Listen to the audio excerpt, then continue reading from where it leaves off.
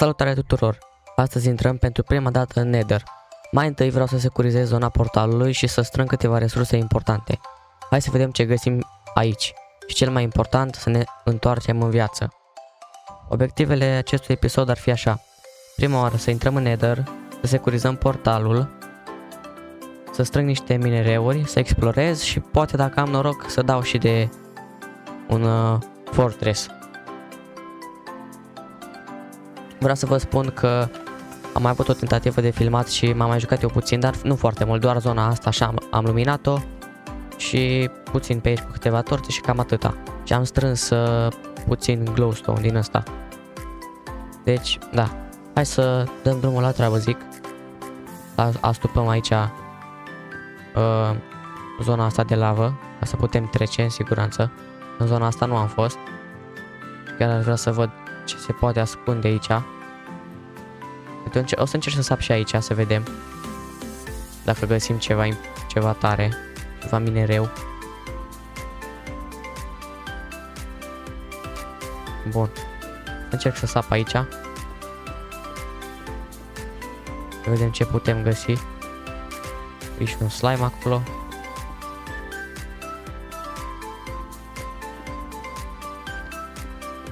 Vine slime-ul cu aici? Dar nu știu ce am auzit ceva parcă.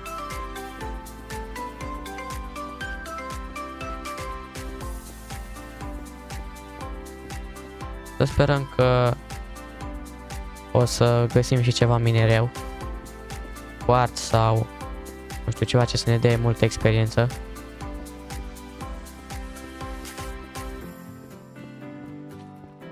Pare că aici se schimbă zona, se schimbă minereul.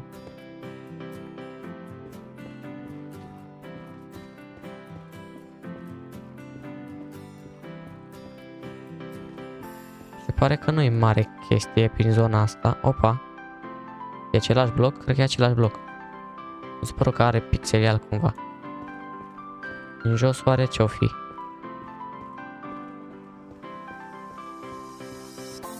Opa! Am găsit ceva. Ce e asta? Am găsit un minereu ceva. Hai să vedem. O să arunc aici niște chestii.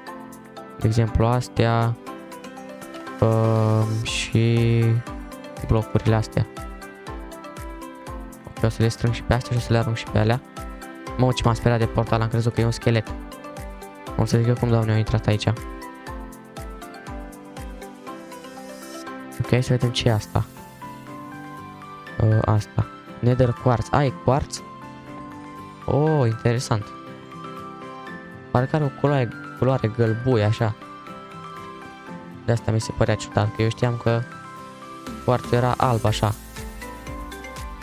La minereu văd că are o culoare gălbuie așa. Cam ciudat. O secundică să verific și eu OBS-ul, să vedem dacă filmează.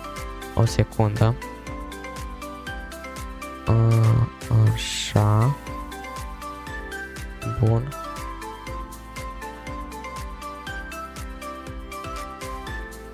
Perfect. Bun. Se pare că am găsit ceva minereu în zona asta. Nu e rău. De aici cred că se înfundă zona. Ok, o să explorăm mai departe. Să vedem ce mai găsim. Aici se pare că sunt niște slime-uri. O să astup zona asta cu lavă ca să nu se întâmple alte chestii.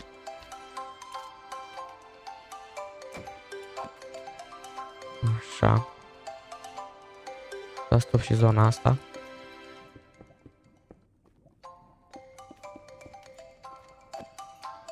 Bun. Da, sper că vă place seria de Minecraft Hardcore. Mie unul chiar îmi place, adică mi se pare interesant că eu nu am jucat și sunt multe chestii pe care nu le știu. Mamă, nu ajung la ăla. Bă, nu-i bine. Mamă, ce m-am speriat.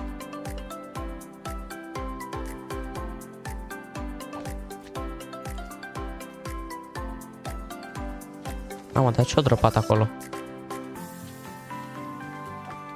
O dropat ceva verde.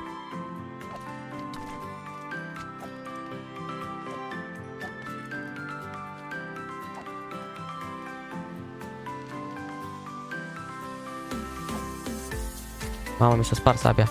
Nu-i bine, nu-i bine, nu-i bine, nu-i bine. Mamă, mamă, mamă.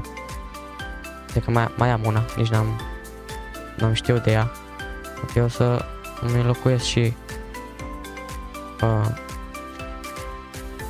toporul ăla cu altceva mai bun, cu arcul.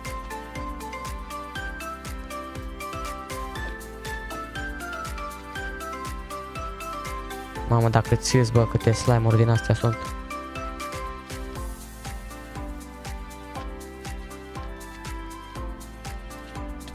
Bă. Mamă. Sunt mulți, efectiv, și sar ciudat.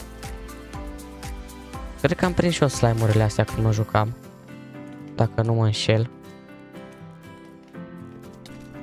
Bă.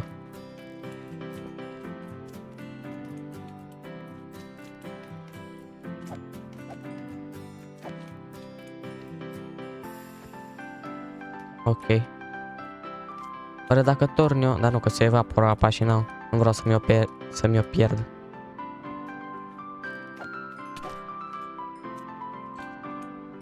Așa. Ok, am omorât. Perfect. Și ce chestiile alea oare? De astea cu verde. Ceva blocuri.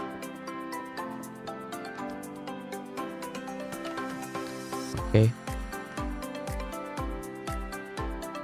Hai să mai mănânc o bucată de carne.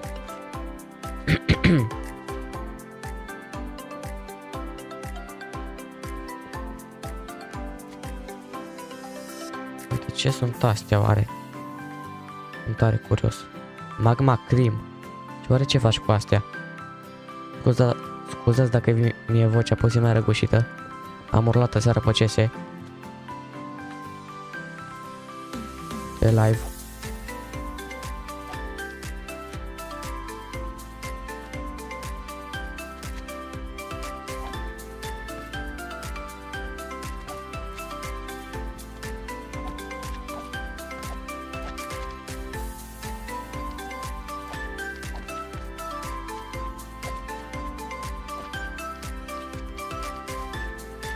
Mamă, ce e aici, frate?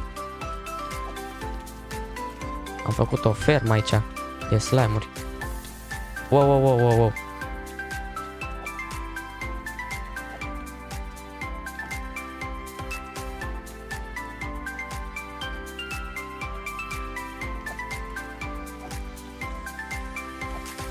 Mamă.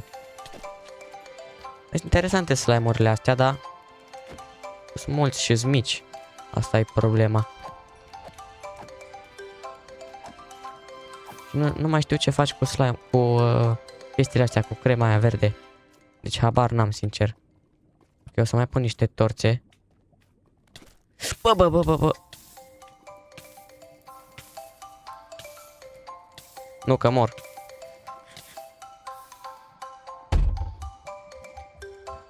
Ai de capul meu, frate, nu.